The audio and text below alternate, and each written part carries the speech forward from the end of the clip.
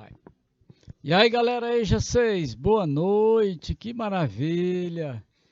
Olha, hoje tem outro momento muito bom da literatura, né? É a literatura portuguesa. Vamos ver assim o romantismo desta aula, né? A poesia e a prosa em Portugal, neste 9 de setembro. Que bom! São os estudos paralelos da literatura brasileira e da literatura portuguesa, né? Então vamos ver como foi que o romantismo se ajustou, se comportou em Portugal, que tem muitos momentos paralelos com a gente, né? Foi um período da nossa independência, um período de muita turbulência política em Portugal, né? Teve a Revolução do Porto em 1820, teve a Guerra Civil entre Dom Pedro, o nosso aqui, que é primeiro, mas é o quarto lá em Portugal, e o irmão dele, né, é Dom Miguel, né, e ele venceu a Guerra Civil e foi a óbito em 1834. Olha aí. Então nós temos muita coisa em comum. É uma margem do Atlântico olhando para outra margem e vice-versa. Então, galera, olha aí, vamos aqui. Que ótimo, atenção. Olha aí, a literatura portuguesa era moderna, né? Que lá em Portugal teve três grandes eras, né? Teve a era medieval, que nós estudamos, né? A era clássica, terminamos com o arcadismo, né? E aí começa agora a era moderna com o romantismo. Então nós vamos ver o romantismo na poesia e um pouco do romantismo na prosa. São os romancistas da época, né? Tem dois gigantes lá, hein? E um belíssimo poeta do romantismo português, né? E eles foram amigos, imagine de quem? Do nosso Gonçalves Dias. Imagine a convivência dele lá em Coimbra, Lisboa, né? Porto. É uma coisa muito curiosa, né? A biografia do Gonçalves Dias, o biógrafo cita a amizade dele, Gonçalves Dias, com Alexandre Herculano, com Almeida Garrett, né? Os grandes romancistas e poetas do romantismo português. Então, vamos conhecer as gerações do romantismo em Portugal, na prosa e na poesia. E tem questões, hein? E tem atividades para casa. Valeu, muito bom. Pois vamos em frente. Vamos conhecer esse belo momento, hein? Então, o romantismo em Portugal da Era Moderna, ó, aqui, ó. Era Moderna. Começa em 1825, quando Almeida Garrett publica, né? Ele publica um livro pequenininho, um poema longo, né? Que é a biografia do Camões, e o nome é Camões. E o romantismo ele dura pouco em Portugal, mais ou menos 40 anos, né? E vai em 1865, explode em Portugal uma briga intelectual terrível, né? Que vai durar uns 30 anos, mais ou menos, né? Que é a questão Coimbra. Então, no nosso próximo encontro, nós vamos mostrar isso para a galera aí da EJA 6, né? Vamos iniciar o realismo em Portugal. E então, e tudo começa com a questão Coimbra. Esse é o contexto desse período do romantismo em Portugal, né? Que essas coisas começam todas com a Revolução Francesa de 1789 e as consequências disso vão se expandindo, né, por um longo tempo. Aí temos a expansão da Revolução Industrial, temos o bloqueio continental de Napoleão, né, forçou a família real vir para o Brasil em 1808, e aí teve a Revolução do Porto, né? E então teve a morte de Dom João VI, que ele voltou, né? E disse para Dom Pedro I, olha, qualquer coisa, não deixe o Brasil cair em mãos, né, trevosas. Cuide, né? E ele cuidou, olha aí. No 7 de setembro agora, 200 anos, né? Se não fosse o vigor de Dom Pedro I, a sua visão política, né? Foi rigoroso, foi bipolar. Olha, se não fosse esse modo dele ser, né? O Brasil tinha se dividido em pelo menos 6, né, países, né? Mas Dom Pedro I foi majestoso nisso aí, não abriu mão, né? Explodiu revolução aqui, explodiu revolução ali, é Pernambuco, é a Bahia, não sei o que, mas ele não deixou o Brasil se dividir. Então, eu acho que um dos maiores méritos dele foi esse aí. Ele vai para Portugal, abre uma guerra civil com Dom Miguel, que tinha usurpado o trono, né? Vence a guerra civil, né? E aí pediu, ele estava com tuberculose em alto grau, não morreu em 1834, no mesmo quarto onde ele nasceu, lá no Porto. E aí ele pediu para tirar o coração dele e deixar na cidade do Porto, né?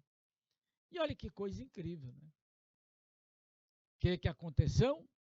O coração dele veio simbolicamente para o Brasil, para essas comemorações do bicentenário, né, da nossa independência. Dom Pedro I do Brasil e Dom Pedro IV de Portugal. Valeu, hein, já 6. Vamos lá, hein? Então, a Guerra Civil, 1828, 1834. Né, os miguelistas, né, que colocaram Dom Miguel no poder com a seu absolutismo, ele era um conservador, né? Então Dom Pedro sai do Brasil, ele aqui é o Pedro I, lá ele é o quarto, e ele então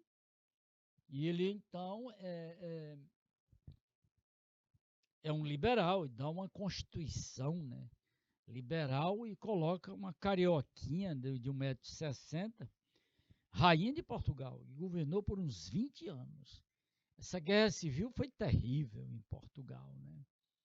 Uma guerra civil de 6 anos, uma coisa de louco, né? Mas ele conseguiu ganhar a guerra, né?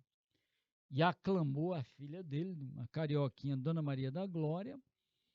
Quando subiu ao trono em Portugal, subiu como Dona Maria II. Olha aí, galera, como é interessante, né? A história do Brasil tem uma ligação muito forte com Portugal, né? É por isso que o contexto do romantismo, ele de certa forma acena para o contexto do romantismo no Brasil. E então, vamos lá. Olha aí a primeira geração do romantismo em Portugal, né? É o grande poeta Almeida Guerret, né? Faleceu em 54, ele participou da Guerra Civil e ele ficou do lado de Dom Pedro, né? Ele era um liberal, né? E foi para a guerra, né? Esteve na Guerra Civil, né?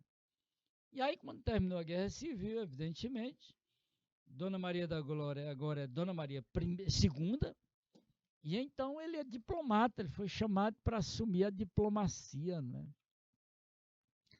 Esteve na Inglaterra, na França, teve muito tempo para escrever 3 obras maravilhosas, né? Em poesia, e eu tenho as 3. Em poesia, Folhas Caídas, poemas lindos do romantismo, né? Muito sentimental, né? E bem patriota, bem nacionalista mesmo, né? E aí na prosa, Viagens na Minha Terra, uma belíssima obra, né? Descrevendo as paisagens de Portugal e a sociedade portuguesa, né? Escreveu uma peça de teatro maravilhosa, Frei Luís de Souza. É uma tragédia, né? É uma obra-prima essa tragédia. fica do nível de tragédias de Shakespeare, né? Então tá aí o grande poeta português da primeira geração, que essa geração também é uma geração nacionalista, como a nossa também, né? E ele conheceu, travou amizade com Gonçalves Dias. Olha aí, galera. Eija seis, que beleza, não é? Em frente, está aí um texto dele muito conhecido, né? Este inferno de amar. Aí tem uma contradição muito curiosa. Como eu amo, né? Quem me pôs aqui na alma? Quem foi? Esta chama que alenta e consome, que é a vida e que a vida destrói. Como é que se veio até a quando? Ai, quando se há de ela apagar? Eu não sei. Não me lembra. O passado, a outra vida que dantes vivi. Era um sonho, talvez, né? Um sonho em que paz tão serena dormir. Ah, que doce era aquele sonhar. Quem me veio, ai de mim, despertar. Olha, está aí. Almeida Garrett, genial. Releia o texto aí, por favor.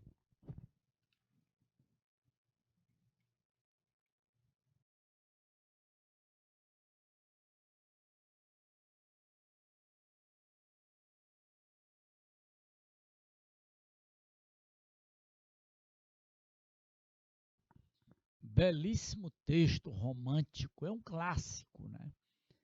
É um texto antológico, muito bonito. Eu tenho uma atividade para casa aí para vocês, que é um texto belíssimo dele, né? Que nós vamos comentar no final, nos slides finais, né? Tem essa atividade de compreensão do texto do Almeida Garrett, maravilhoso, liberal, diplomata, que lutou ao lado de Dom Pedro, né? Dom Pedro IV, não esqueça, ele é o Pedro I do Brasil, né? O Brasil Império, né? Aí o outro grande escritor do primeiro momento do modernismo, ele é um ficcionista, né? Ele é um historiador também, é a primeira geração, né? Então essa primeira geração, ela é uma geração muito típica do romantismo, né? Porque os autores são nacionalistas, né? Olha aí, ó. Aqui. E ele esteve também com Dom Pedro, né? O Dom Pedro IV de Portugal, né? E ele escreveu uma obra-prima, né? Voltou-se para o poeta, historiador, e voltou para a Idade Média, escreveu uma bela obra, né? É Eurico, né? O Presbítero. Olha aí, onde ele joga duro, né? Com a questão do celibato clerical. Ele ambienta esse romance dele, ele ambienta ali pelo início do século VIII, né? Quando das invasões árabes na Península Ibérica, né? E ele cria esse personagem, o Eurico. É aí a origem desses heróis do cinema, né? Que ficam anônimos, né? Tipo Zorro, né? São heróis assim que não mostram o rosto, heróis de capa e espada, digamos assim, né? Capa no sentido de esconder para causar mais sensação, né? Então todos esses heróis do cinema que usam esse tipo de truque, né? Para não se mostrar, tem a origem no romantismo. E é o romance que deu esse pontapé aí é o Eurico, né? Do Alexandre Herculano.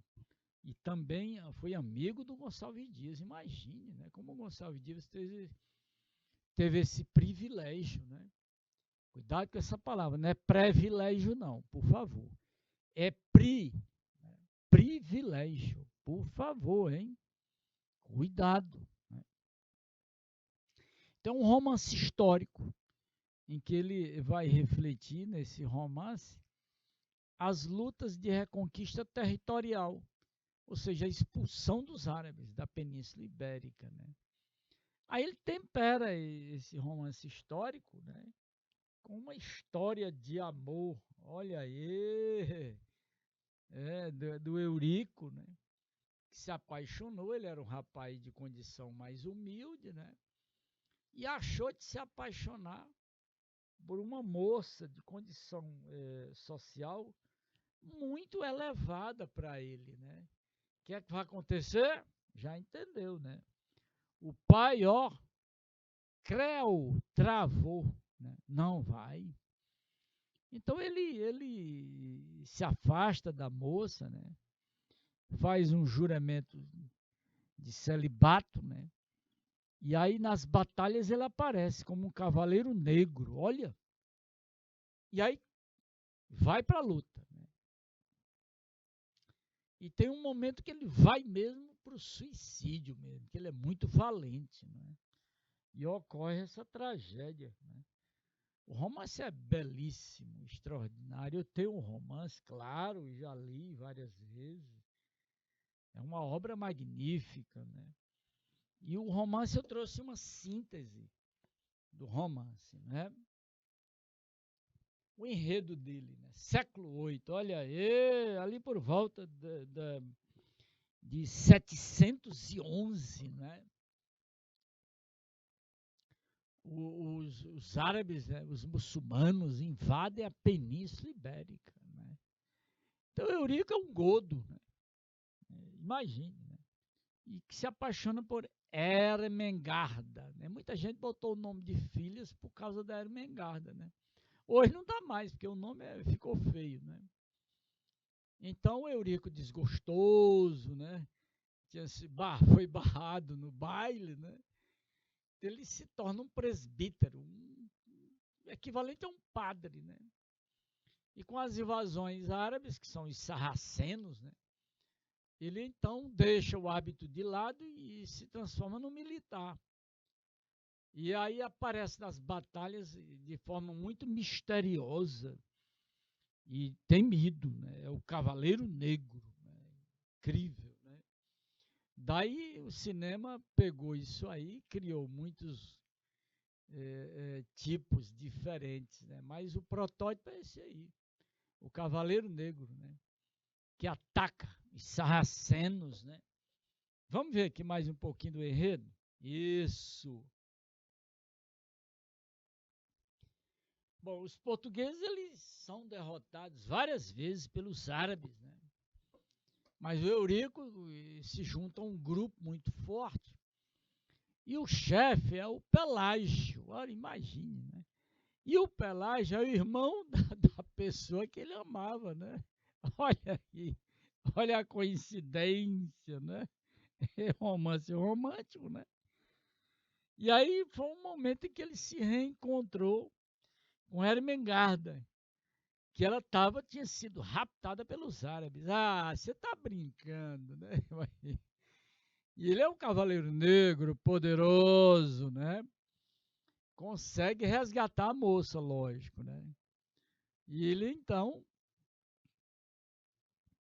ele tinha feito voto de castidade, né? E o autor ataca o celibato, ele joga do ouro, né?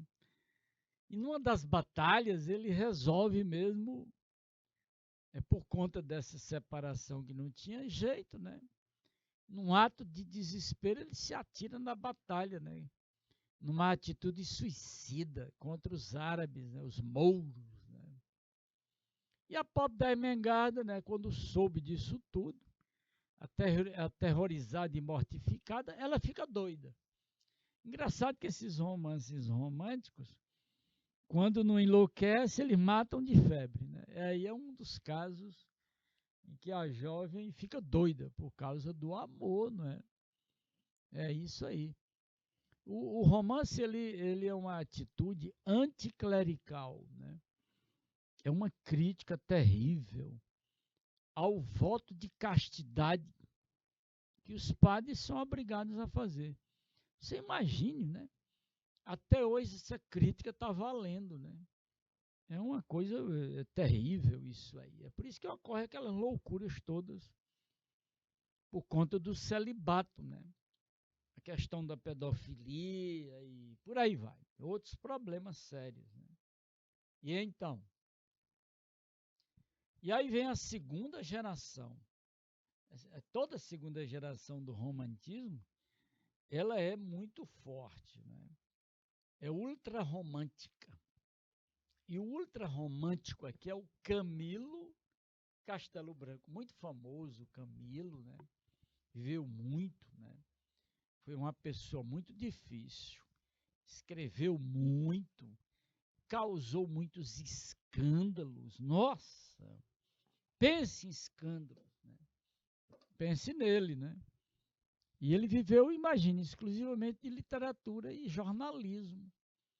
Porque onde ele ia nas cidades em Portugal, ele era tipo Michael Jackson. Botas de cano alto, chapelão, todo vestido de roupa preta, aquela coisa, né? Ele era uma figura, era um cinema ele, né? E onde ele ia, ele levava centenas de livros, vendia tudo. A biografia dele, ele levou para dentro das obras dele. Ele raptou moça, fez filho com prima, estudou medicina, não quis mais, tentou estudar direito, também não quis.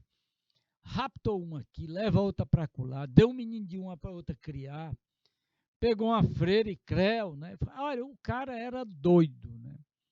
Arranjou muitos inimigos, né? E então foi acusado de adultério, de bigamia, foi preso, né? Brigou com muita gente, causou escândalos, né? E o maior escândalo da vida dele é Ana Plácido. E por conta dessas loucuras dele no mundo mundano, loucuras mundanas, né? Ele contraiu sífilis. E a sífilis o levou à cegueira. Olha aí, pagou caro, chegou a conta aí. E em 1890 ele cometeu o suicídio. O médico examinou os olhos dele, não tinha mais jeito, e disse para ele que não tinha jeito. Era irreversível. Quando o médico saiu, ouviu-se um estampido, né? Pá! Pois ele atirou nele mesmo e cometeu o suicídio. Vamos conhecer a novela ultrarromântica mais curiosa, né, da literatura em língua portuguesa, né, que é exatamente essa questão de quebrar as regras sociais. Ele adorava isso, né? Mas também que ele fez com freira, prima, muita gente, mulher casada, foi doido, doido todo. A obra máxima dele é Amor de Perdição. É uma obra espetacular, né? Sucesso garantido. Foi a maior novela do século XIX, foi Amor de Perdição, né? Não tem as novelas de vídeo? Pois está aí. A do século XIX foi esse livrinho aí, terrível, né? Foi maravilhoso. E está aqui a capa do Amor de Perdição. Você tem um cadeado imenso e tem uma entrada de um convento. E ele tinha um bigodão, cabelão, aquela coisa toda, um chapelão, um preto. E ele todo vestido de preto, bota de cano alto, parecia assim um cowboy, um Michael Jackson da época. Ah, meu amigo, aí as mulheres, a mulherada corria atrás do Camilo, hein? Ele tinha Pix, não era brincadeira, né? Tá aí o Camilo.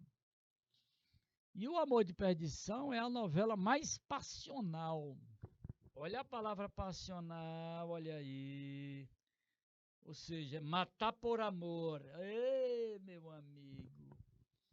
Ultra romantismo em Portugal, né? Tá aí, né? Vamos conhecer? Muito bem. Tá aí o enredo da novela, do romance, né? Tudo gira em torno de um amor proibido, impossível. O que lembra vocês? Hein? Hein, EJ6? O que é que lembra isso a vocês? Ah, claro que lembra, né? Romeu e Julieta. O amor impossível, né?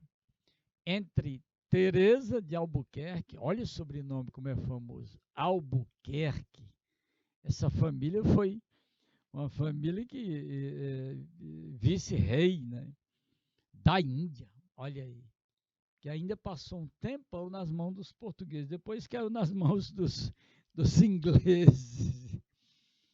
Aí saíram depois da Segunda Guerra Mundial com o Mahatma Gandhi, olha aí. Né? O Amor Impossível em torno do Simão Botelho.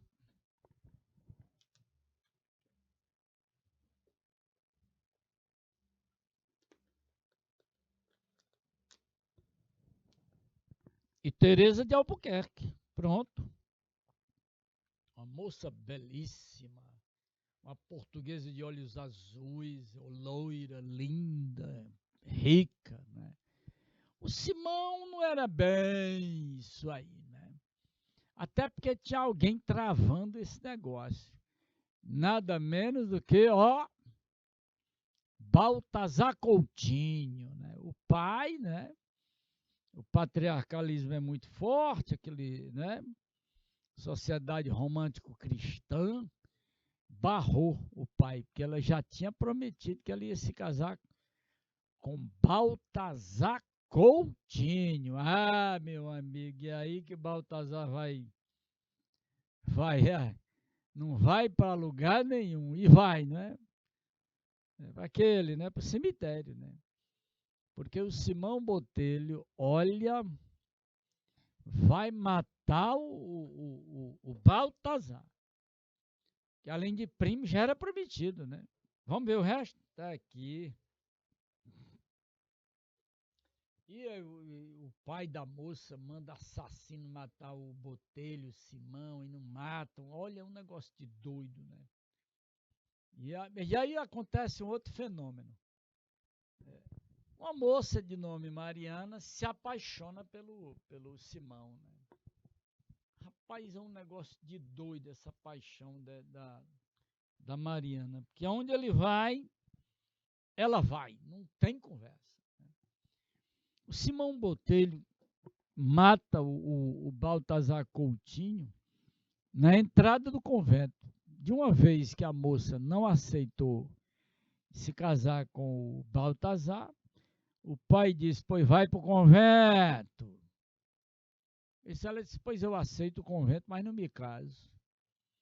Bom, aí vai todo mundo para este convento. Na entrada do convento, né, os dois rivais se encontram e o pai da moça está lá e a moça.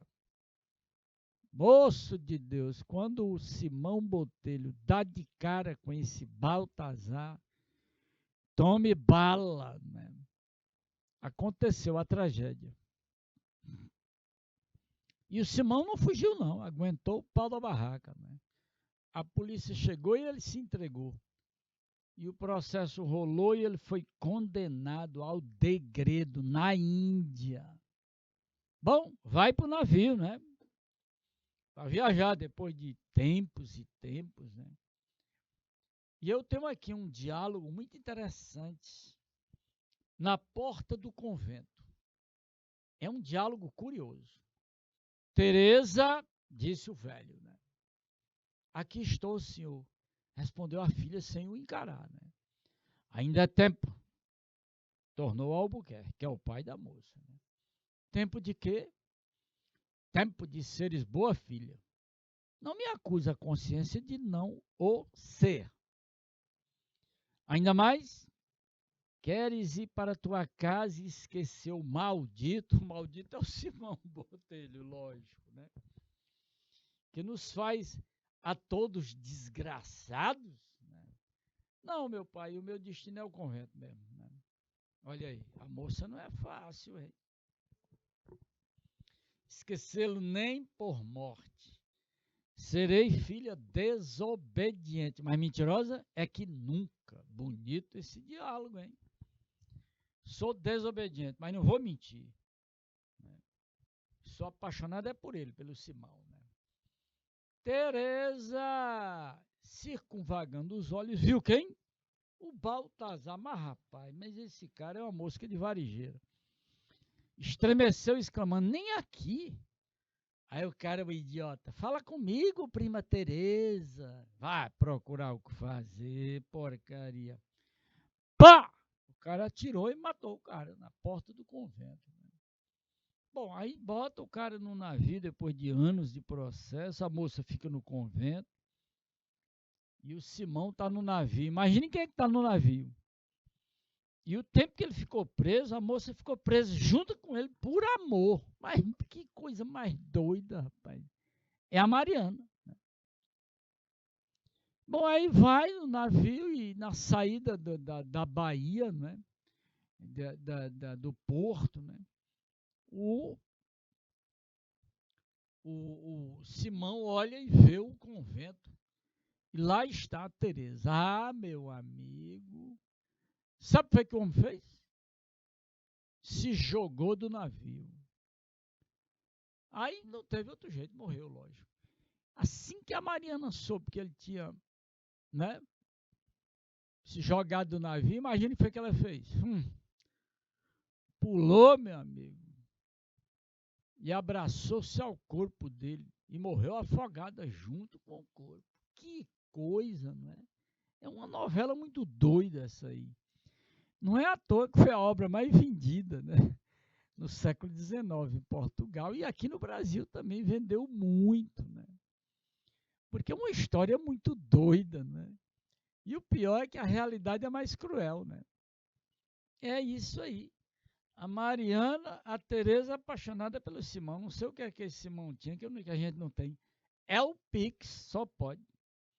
Tá aí. Eu tenho uma atividade para vocês aqui, hein? Eu tenho um poema que eu trouxe do Almeida Garrett, né? Garrett é com 2 T mesmo, né? Lá atrás só tinha um. É um texto lindíssimo. E eu vou deixar esse dever para casa, para a galera EJA 6, né? Ver o texto, ler, conversar e mostrar, medir com o colega professor, né? Ou a professora. Né? É um texto muito bonito, rico, né? De romantismo. Né? É Barca Bela, olha que título lindo, né? Barca Bela. E a gente lendo o texto, Barca Bela é a metáfora de uma bela mulher. Né? Olha aí, pescador da base da Barca Bela. Onde vais pescar com ela, que é tão bela? Ah, pescador, como que diz? Tome cuidado, né? Não vês que a última estrela no céu nublado se vela? Colhe a vela, né? Ó pescador. Advertência aí, hein? E o texto continua, né? São 5 estrofes muito bonitas e muitas questões. Por isso que eu estou pedindo aí a galera, né? Muitas assim, mas simples, né? Deito o lanço com cautela, que a sereia canta bela, hein? Cuidado, mas cautela, ó pescador. Não se enrede a rede nela, que perdido é remo e vela. Só de vê-la? Ah, pescador. Pescador da Barca Bela, ainda é tempo. Foge dela.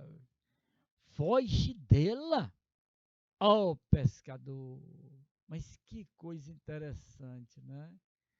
É como quem diz, cuidado, ela é perigosa, ela vai encantar você, hein? E você vai pagar caro, não deu outra, né? Pois, galera, EJA 6, nós temos aí, né, algumas questões, né, pra você discutir, conversar. Olha aí, a primeira questão, bem simplesinha, né? Qual o conselho dado ao pescador por alguém? O alguém é o eu lírico, né? É a voz que está dentro do poema, né? E que faz a interlocução, né? Então tá aí, galera, né? É para ele cair fora, né? Essa sereia aí tá de olho nele, hein? Aí tem outra questão, né? E então? São três questões, bem simplesinha, né? Tendo em vista a leitura e a estrutura do poema de Garrett, né? No contexto do romantismo, né? Você vê, em pleno romantismo, ele resgata muita coisa da Idade Média. Olha que coisa interessante, né? Então, você conversa com o seu colega, com o nosso colega professor, né?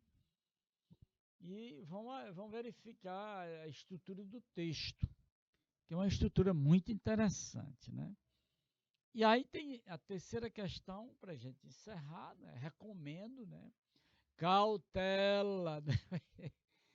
Na conversa e na leitura do poema. Tá legal? Pois ótimo. Um abraço, boa noite, EJA 6. Até a próxima aula.